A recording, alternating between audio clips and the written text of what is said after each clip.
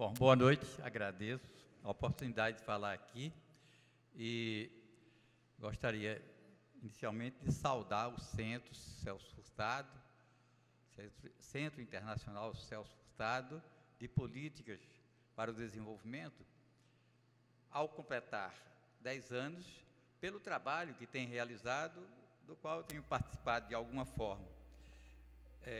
Na verdade, o meu interesse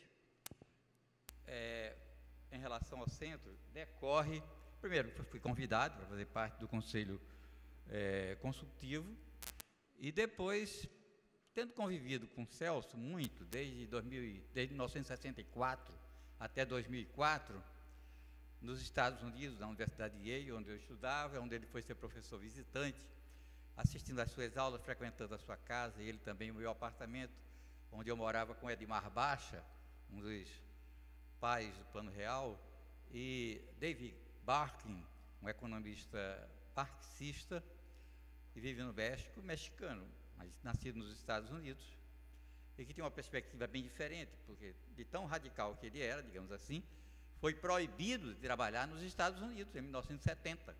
Teve que procurar emprego em outro país. Todas as universidades bloquearam, apesar de ele ter doutorado de economia pela Universidade de Yale, que era uma das maiores, das melhores do mundo, e continua sendo. Bom, então essa convivência com Celso, Edmar Baixa e David Barkin, que é um grande admirador de Celso Furtado. Ele, inclusive, esteve no encontro do centro em 2012, a meu convite, participou de uma mesa que eu organizei. Isso tudo ajudou a pensar as coisas de uma maneira diferente. E eu sempre quis ser um economista que não se segue o caminho tradicional, o caminho clássico dos economistas. Eu sempre tive uma posição crítica, desde 1970, quando eu descobri que nos Estados Unidos um rio pegava fogo e, por conta disso, foi criada uma companhia do Corpo de Bombeiros especializada em combater incêndio do rio. Então você destruía recursos, que era o rio, o ecossistema, e depois pegava recursos para ter uma forma de combater incêndios do rio. Isso era uma estupidez enorme. E eu tive a sorte de conviver nessa época. Eu era professor visitante da Universidade de Vanderbilt, na ocasião tinha 29 anos, com o grande nome da crítica verdadeira que se faz ao desenvolvimento econômico, que era um matemático de origem, depois se tornou economista matemático, Nicholas Georgescu Reagan. E Celso Furtado cita Georgescu Reagan no seu livro de 74, O Mito do Desenvolvimento Econômico, que para mim é o livro mais contundente de Celso Furtado, porque ele obriga a pensar um caminho alternativo ao desenvolvimento. Então isso me influenciou muito. O livro foi publicado em 74, quando o Brasil estava em pleno milagre.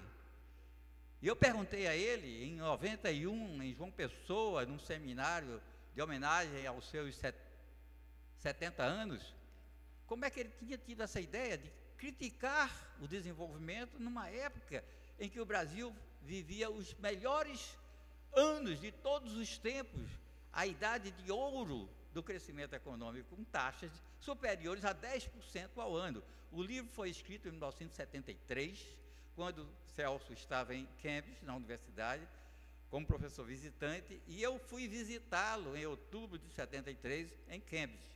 Nós mantivemos sempre essa conversa, esse diálogo. Eu perguntava coisas a ele, fora dos esquemas tradicionais, e ele sempre tinha ótimas explicações a dar. Bom, isso é só para dizer que eu me tornei um grande crítico da economia, mas eu me tornei para mim mesmo. Eu não tenho nenhuma pretensão de aparecer em lugar nenhum. Nós vivemos um mundo onde tudo é provisório, nós somos provisórios. Mas, do meu ponto de vista, do mesmo modo que me interessa tratar bem um animal, respeitar o ser humano em todas as suas situações, me interessa também pensar o que interessa efetivamente como proposta de transformação de uma sociedade. E aí, isso me levou àquilo que se chama de economia ecológica. Então, eu sou presidente de honra da Sociedade Brasileira de Economia Ecológica, conhecida pela sigla EcoEco. E tenho a honra de ser membro do Conselho Consultivo do Centro Celso Furtado. E fui convidado, em 2012, a fazer parte de um grupo de trabalho internacional que assessorou o governo do Butão para elaborar um relatório a pedido do secretário-geral da ONU, Ban Ki-moon, explicando o modelo desse país, que é um modelo completamente distinto de qualquer coisa que se possa imaginar no planeta. E a sociedade do Butão é tão interessante, tão diferente, que lá, não somente homem pode ter mais de uma mulher, como mulher pode ter mais de um marido. Então, imagine isso, uma mulher com vários maridos. Isso é uma coisa natural no país. Homem com várias mulheres é uma coisa até natural no Brasil, de certa forma, embora não seja aprovada, sacramentada, mas acontece, nós sabemos muito bem disso. Bom, então, o Butão, que é um país interessantíssimo, isolado, pode passar, por favor, isolado no Himalaia, com essa proposta, sobre a qual eu vou falar já rapidamente, foi chamado pelo secretário-geral da ONU para produzir um relatório, e aí esse relatório foi entregue no final de 2013, faz 2 anos, aqui está o documento que foi entregue, propondo um modelo de economia dentro da sociedade e dentro da natureza. Quer dizer, a economia não manda. Primeiro ela se submete à sociedade, depois se submete à natureza, porque a natureza vem antes de tudo. Sem natureza não tem sociedade, mas sem sociedade existe natureza. Então, o princípio é esse. E a base do modelo do Butão, em que se busca promover a felicidade, que tem esse nome de felicidade nacional bruta, que é conhecida como FIB, felicidade interna bruta, mas no Butão é felicidade nacional bruta, e os economistas sabem a diferença entre nacional e interno, tem como base a economia, a cultura, o meio ambiente e a boa governança. E isso não é só uma coisa retórica, é efetiva, acontece de fato. O documento que nós produzimos está, na verdade, eu digo nós, mas não fomos nós fomos meros coadjuvantes, porque as pessoas do Butão têm uma qualidade técnica extraordinária. Eu fiquei impressionado, não somente eu, mas os meus colegas, pessoas muito ilustres da cena internacional da pesquisa, dessa área de meio ambiente e sociedade, todo mundo ficou impressionado com o nível, a qualificação das pessoas que comandam o país, a começar do rei, do primeiro-ministro, dos técnicos do governo. Eles não tinham que ouvir nada da gente, nós é que tínhamos que escutar a experiência deles. E o nosso grupo terminou sendo beneficiado por ter ido lá, ter convivido com os butaneses, e saiu esse relatório, que na verdade é um relatório do governo butanês, mas os nossos nomes estão lá, o meu nome aparece lá, inclusive eles me citam nesse documento, porque eu me identifico plenamente com a concepção do Reino do Butão, que também é a concepção dessa área científica chamada de economia ecológica. Bom, aqui está uma foto do grupo que estava lá reunido, e vejam bem, nesse grupo aparecem o rei e a rainha do Butão, e também o primeiro-ministro.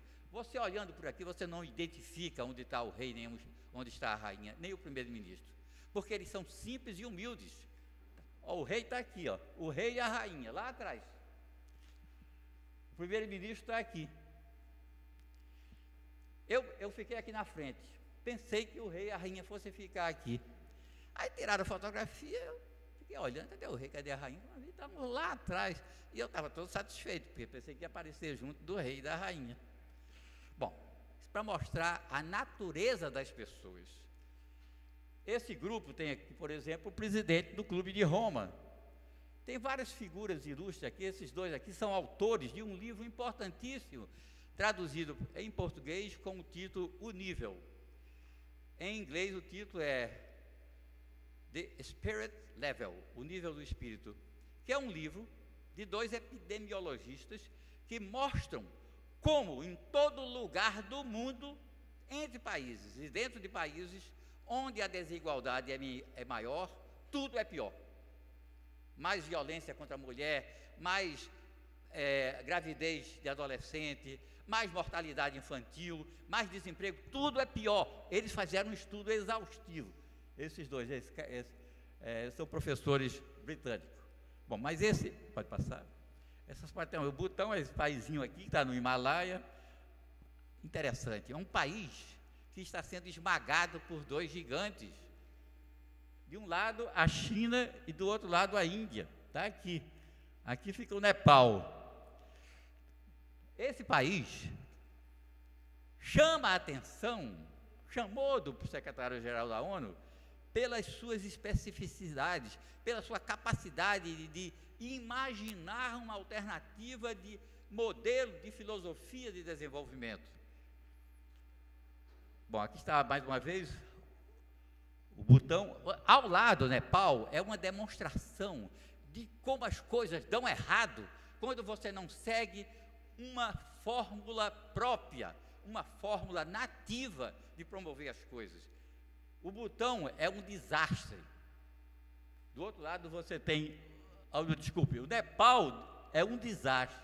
Do outro lado você tem o Butão, separado do Nepal, por um estado indiano do Sikkim, que é um sucesso completo.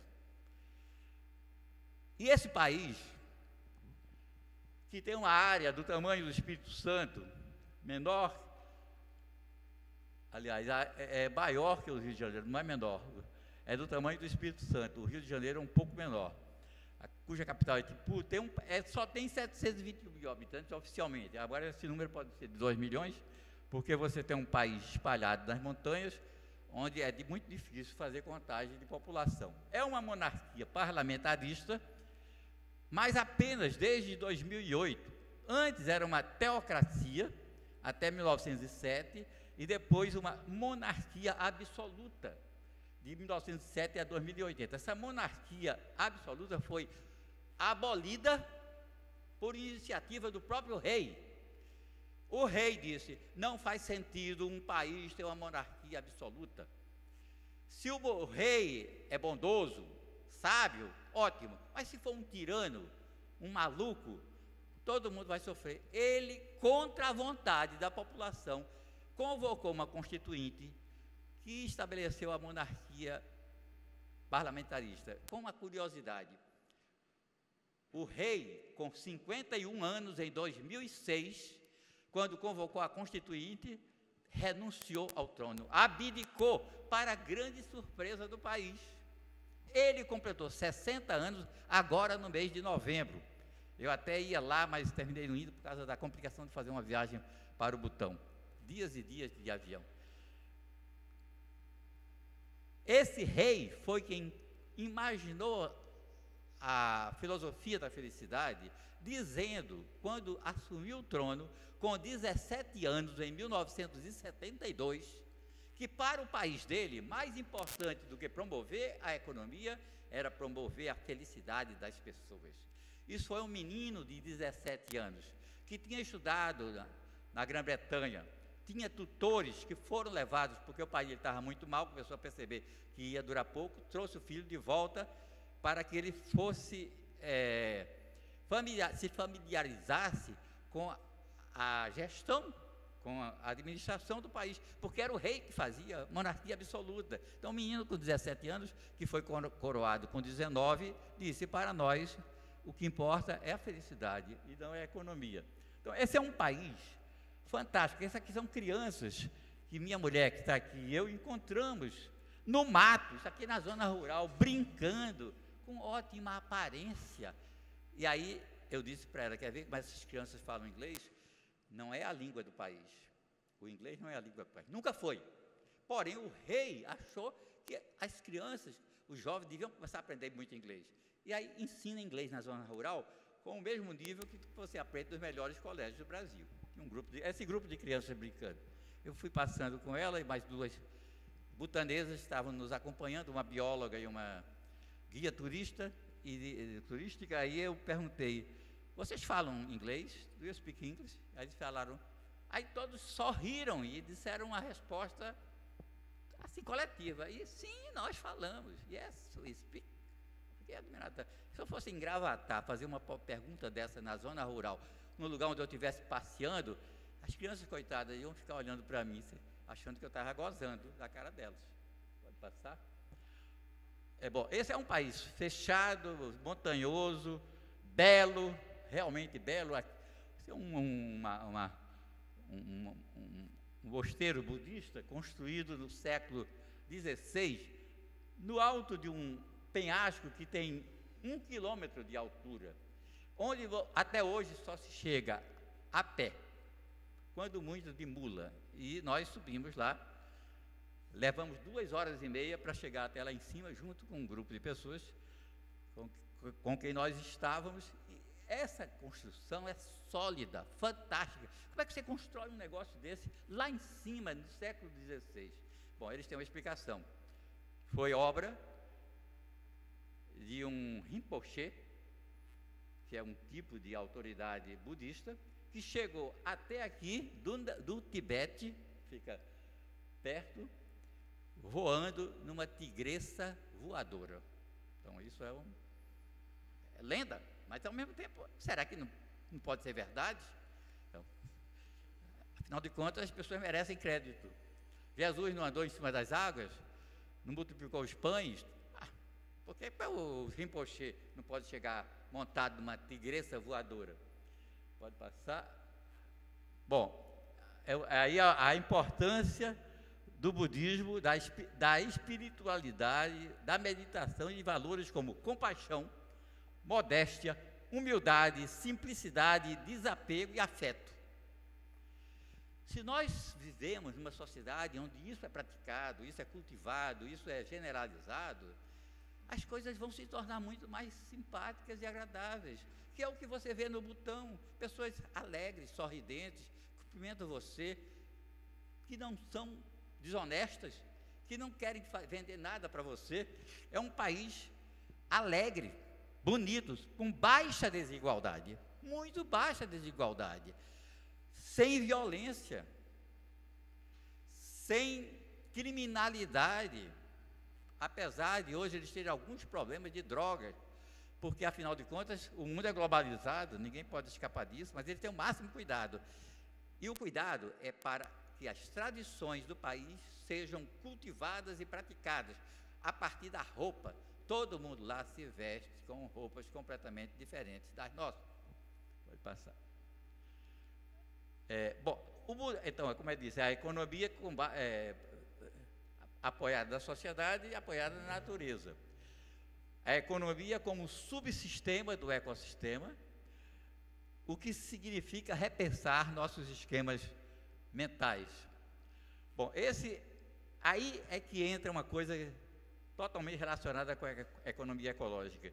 É que a economia ecológica procura relacionar o bem supremo, a felicidade, o bem supremo, summum bonum de São Tomás de Aquino, o fim derradeiro, com os fundamentos de tudo que nós podemos fazer, que são matéria e energia. Tudo depende de matéria e energia. Isso está explicado em Georgescu Reagan, citado por Celso Furtado em 74, a partir do livro de Georgescu, cujo título é A Lei da Entropia e o Processo Econômico. Celso Furtado, para minha surpresa, cita, porque ele leu esse livro, é um livro dificílimo, matemático, os economistas não gostam de ler porque dizem isso não é economia, isso é física.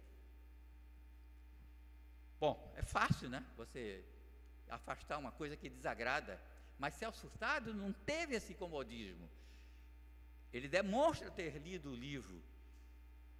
E eu tive a sorte de conviver com o Georgescu Reagan nos Estados Unidos, na mesma universidade onde ele se dava, Vanderbilt. Ele foi professor de várias pessoas daqui, como Jorge Jatobá, como Adriano Dias, são pessoas que receberam grande influência dele. Jorge Jatobá acha que Georgescu devia ter recebido o Prêmio Nobel de Economia.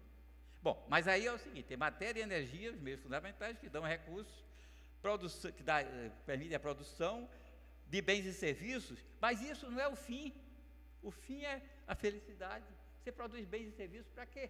Para que as pessoas possam ser felizes, possam comer, se vestir, dispor de meios de transporte, desfrutar da vida, o gozo da vida é o que interessa. Então, isso é valorizado no Butão, que é exatamente a perspectiva de Georgescu Reagan, e é o que Celso Furtado, de certa forma, incorpora quando ele faz a crítica do livro, o modelo de desenvolvimento praticado no mundo é insustentável. Isso ele diz. Não pode ser reproduzido em escala planetária, porque isso provocaria um colapso. E ele reproduz essa ideia no seu último livro, O Capitalismo Financeiro. Diz lá, que é um livrinho pequeno, foi prêmio do Jabuti, ganhou o primeiro lugar da premiação do Jabuti. Pode passar. Bom, a ideia da felicidade é desse rei, que aparece aqui na foto com suas 4 esposas. 4 esposas que são irmãs. Então, geralmente acontece lá isso. No Butão, a mulher casa com irmãos e o homem casa com irmãs. Facilita, porque a sogra fica sendo uma única. Bom, o filho desse rei é que é o atual rei. Tem 35 anos, o atual rei. É filho da segunda mulher do rei, não da primeira. E leva adiante as ideias do pai, que agora que completou 60 anos. Ele subiu ao trono em 72. Em 86, da Índia, voltando de uma reunião em Havana, de países não alinhados, um repórter, que eu acho que foi maldoso, fez uma pergunta para ele, porque estavam discutindo economia, aí perguntou: Majestade, qual é a importância do PIB? Na época ele não falava PIB, falava PNB. Do PNB, Produto Nacional Bruto, do Butão. Ele disse: a felicidade nacional bruta é mais importante do que o Produto Nacional Bruto para nós butaneses. Deu uma boa resposta. Calou o repórter. E aí nasceu o conceito da FNB, que é chamada aqui de FIB, para se contrapor ao PNB, no lugar de produto, felicidade. E tendo como meta última mudanças sociais, econômicas e políticas, considerando que o PIB vem depois da felicidade. O que é, a meu ver, um fato de extraordinário ineditismo, revolucionário e único no mundo, representando um verdadeiro novo paradigma. Para esse rei, uma economia baseada na felicidade significa a criação de uma sociedade iluminada na qual a felicidade e o bem-estar de todas as pessoas e de todos os seres sencientes, não só os humanos, mas todos os seres que sentem, é o propósito último da governança. E aí tem que se pensar na importância, na influência que o budismo oferece. Porém, entre nós, a perspectiva cristã é semelhante. E o Papa Francisco, na Laudato Si, reproduz isso. Não é diferente do que o Papa diz a respeito desse problema. Não sei se todos aqui já leram integralmente a encíclica papal. É extraordinária. É uma revolução completa de pensamento. Só que as pessoas não prestam atenção. Todas estão interessadas em promover o PIB, aumentar a taxa de crescimento do PIB e coisas desse tipo. Bom, consequência das políticas adotadas no Butão: a alimentação do país é saudável e abundante. Isso daqui é a casa de um camponês, onde minha mulher e eu nos hospedamos. Minha cabeça está aparecendo aqui. E nós estávamos jantando. Isso aqui é o jantar. Aqui no meio, um fogão permanentemente aceso, porque lá no Himalaia, na ocasião, fazia menos 5 graus, não havia calefação na casa, nem luz elétrica. Então, nós tínhamos que sobreviver nessas condições. Então, essa era a alimentação. Arroz integral. Uma verdura que me agrada muito, que é nabo do colo roxo. Tinha lá. Eu fiquei impressionado. Poxa, tem coisa que eu gosto. Os chás. Agora, tinha carne de porco, porque ele vive na montanha, precisam de gordura animal para resistir ao frio. Cereais, ou melhor, desculpe, verduras com cereais, todo mundo comendo muito bem. Isso na casa de um camponês. O homem e a mulher, os donos da casa, não falavam inglês, porque eles são de um período em que não se ensinava inglês às pessoas. Mas o filho dele, de 25 anos, e o menor, de 12 anos, falavam um inglês excelente. Na zona rural. Eu perguntei onde é que vocês aprenderam o seu inglês. Na escola. A escola. Onde é a escola? É aqui, no meio do mato. Isso dentro de uma reserva biológica, porque 50% da área do Butão é de reservas biológicas. Então, o país pretende ser 100% orgânico em 2020. Nada de transgênico, nada de agrotóxico, nada de veneno.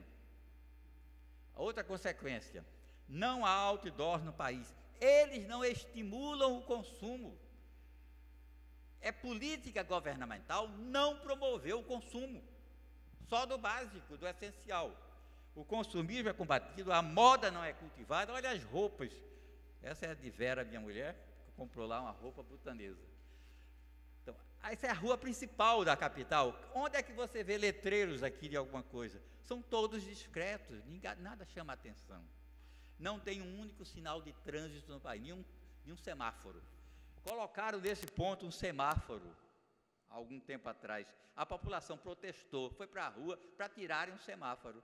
E tiraram, e o trânsito lá não congestiona. Ah, mas é pequeno. Se é pequeno, e Gravatar, que é menor ainda, onde a cidade está cheia de semáforos e ninguém consegue atravessar em certos dias da semana, porque o trânsito não anda. Você passa meia hora para cruzar uma cidade muito menor do que a capital do Butão. Valorização das tradições. Essa é a roupa das pessoas. Os homens sempre andam com um manto. Agora, o amarelo é sempre do rei. Só o rei pode usar amarelo. Então, o pai usa o amarelo. O resto, azul, laranja, cor de abóbora, cor de jerimum, branco, etc. Pode passar. Esse foi o lugar onde nós estávamos, essa foto foi eu que tirei lá, que é uma reserva biológica de proteção à cegonha do pescoço negro. 80% da área do país é de florestas hoje. Era 60% há 40 anos. 52% é reserva biológica. Como é que o país aumentou a área de floresta com crescimento econômico? Porque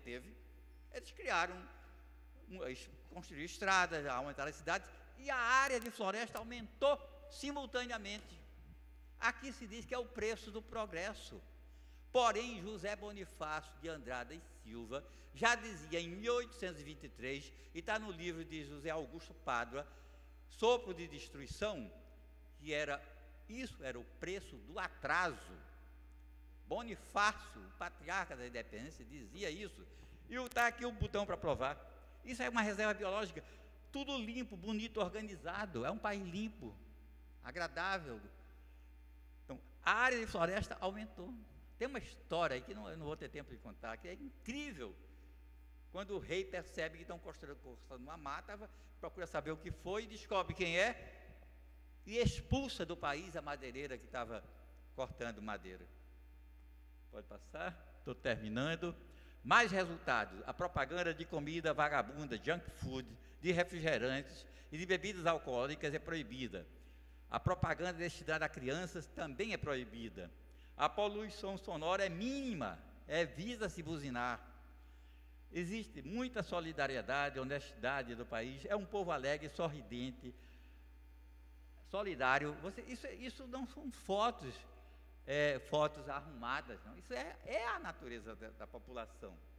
Agora, o país tem problemas no sul entre habitantes de origem nepalesa, que não são considerados butaneses. Eles vieram fugindo da confusão do Nepal. Aí não querem, para se tornarem butaneses, eles têm que aceitar falar a língua, usar roupas como os butaneses. É uma lei que impõe isso, eles não aceitam, aí tem problemas realmente, e muita gente considera isso como um arranhão no modelo, mas todos os países do mundo criam obstáculos à imigração em massa. Os butaneses não veem o país como o paraíso, isso eles gostam de ressaltar. Nem gostam quando se diz que o Butão é Novo Éden ou Shangri-La. Essa é uma invenção ocidental. Vale a pena mencionar, isso aqui é o atual primeiro-ministro, o outro perdeu a eleição, saiu.